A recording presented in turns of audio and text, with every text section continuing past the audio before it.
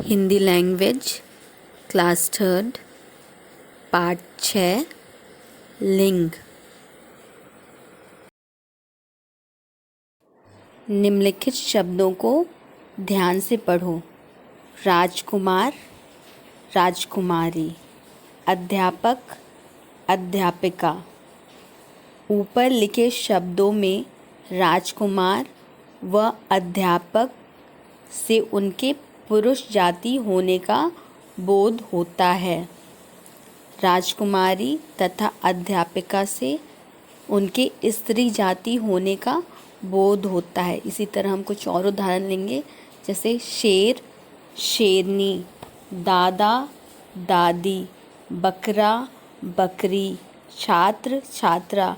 तो इसमें शेर, दादा, बकरा और छात्र ये भी पुरुष जाति का बोध करा रहे हैं। और इसी तरह शेरनी, दादी, बकरी और छात्रा स्त्री जाति का। तो ऐसे शब्द जो पुरुष और स्त्री जाति का दोनों का, पुरुष और स्त्री जाति दोनों का बोध करवाते हैं, उन्हें लिंग कहते हैं। संज्ञा शब्दों की जिस रूप से उनके पुरुष या स्त्री जाति के होने का बोध होता है उसे लिंग कहते हैं। जैसे राजकुमार, अध्यापक, राजकुमारी, अध्यापिका आदि। राजकुमार क्या है? पुरुष जाति है। और अध्यापक क्या है? पुरुष जाति है। राजकुमारी और अध्यापिका स्त्री जाति है। हमें दोनों का बोध हो रहा है, स्त्री और पुरुष दोनों का। लिंग में स्त्री जाति और पुरुष जाति दोनों का बोध होता है। लिंग के भेद। लिंग के दो भेद होते हैं, पुल्लिंग और दूसरा स्त्रीलिंग। पुल्लिंग कुछ शब्द हमेशा बस पुरुष जाति का बोध करवाते हैं, स्त्री जाति का नहीं बोध करवाते हैं। उसमें बस कुछ शब्द ऐसे होते हैं जो बस पुरुष जाति का बोध करवाते हैं, उन्हें पुल्लिंग कहते हैं। जैसे लड़का, शेर, पुत्र, नायक, सेवक, दादा, नाना, पापा। ये सब क्या है? बस पुरुष जाति का बोध करवाते हैं। तो जिन संज्ञा शब्दों से उनके पुरुष होने का बोध होता है उन्हें पुल्लिंग कहते हैं। जैसे पुरुष, नायक, शेर, सेवक आदि। इसी तरह हम कुछ और उदाहरण भी ले सकते हैं, जैसे दादा, मामा, लड़का, बेटा, धोबी, पुजारी, सेठ आदि। सारे शब्द पुरुष जाति में आते हैं, इसलिए ये पुल्लिंग शब्द है। निम्नलिखित के नाम सदैव पुल्लिंग होते हैं। बच्चों, आप ये ध्यान से समझिए, पढ़िए और याद कीजिएगा। ये सारे नाम जो हैं वो हमेशा पुल्लिंग में आते हैं, स्त्रीलिंग में नहीं आते, बस पुल्लिंग में आते हैं।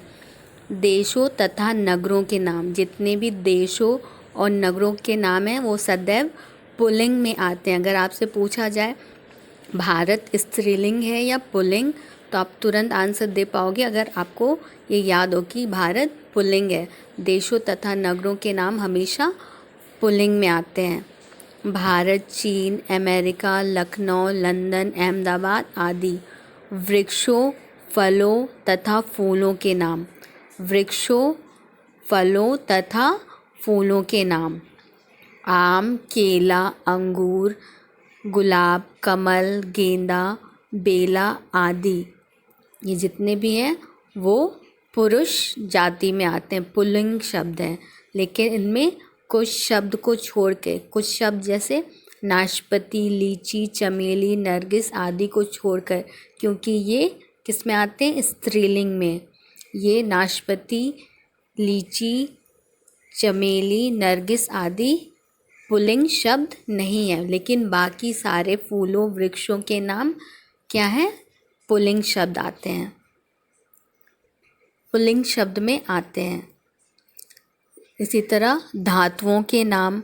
लोहा, सोना, तांबा, पीतल, शीशा आदि। लेकिन इसमें भी चांदी नहीं आता है। रत्नों के नाम हीरा, मोती, पन्ना, नीलम आदि, लेकिन इसमें भी मणि नहीं आता है पुल्लिंग में। अनाजों के नाम गेहूँ, चना, जौ, मटर, चावल आदि। दिनों के नाम सोमवार, मंगलवार आदि। हिंदी महीनों के नाम चैत्र, वैशाख आदि। पर्वतों के नाम हिमालय, यूराल, सतपुड़ा आदि। सभी ग्रहों के नाम बुध, मंगल, यम, शनि आदि। इसमें भी पृथ्वी को छोड़कर, क्योंकि पृथ्वी स्त्रीलिंग शब्द है। सागर तथा द्वीपों के नाम अरब सागर, हिंद महासागर, जावा द्वीप, अंडमान एवं निकोबार आदि। ये सारे शब्द हमेशा पुल्लिंग में आते हैं। कुछ शब्दों को छोड़ के बाकी सारे नाम देशों नगरों के नाम, वृक्षों फलों के नाम, फूलों के नाम, धातुओं के नाम, रत्नों के नाम, अनाजों के नाम, दिनों के नाम, हिंदी महीनों के नाम, पर्वतों के नाम, सभी ग्रहों के नाम, सागर तथा द्वीपों के नाम, ये सारे क्या आते हैं? पुल्लिंग में आते हैं। हमेशा याद रखिएगा। नेक्स्ट है हमारा स्त्रीलिंग।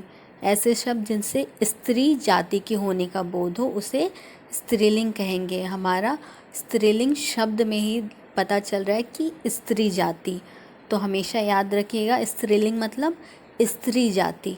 तो जिन संज्ञा शब्दों से उनके स्त्री जाति के होने का बोध होता है उन्हें स्त्रीलिंग कहते हैं, जैसे लड़की, माता, गाय, हथनी आदि। इसी तरह हम कुछ और उदाहरण ले सकते हैं, दादी, मामी, चाची, बकरी, छात्रा, लड़की। ये सारे क्या हैं? स्त्रीलिंग है, क्योंकि ये स्त्री जाति का बोध कराते। निम्नलिखित के नाम सदैव स्त्रीलिंग होते हैं।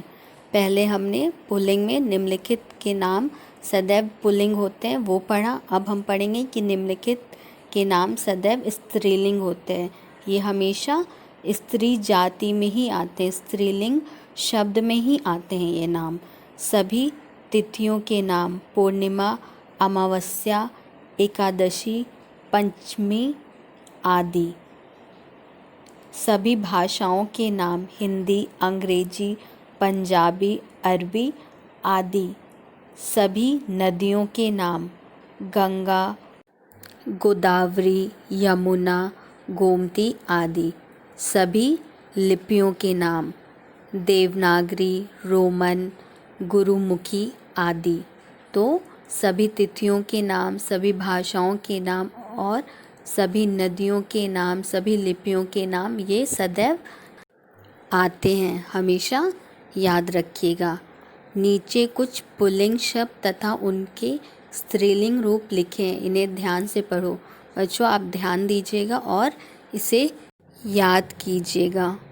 पुल्लिंग स्त्रीलिंग दादा, दादी, मामा, मामी, नाना, नानी, चाचा, चाची, पति, पत्नी, दास, दासी, नर, नारी, बकरा, बकरी, छात्र, छात्रा, सुत, सुता।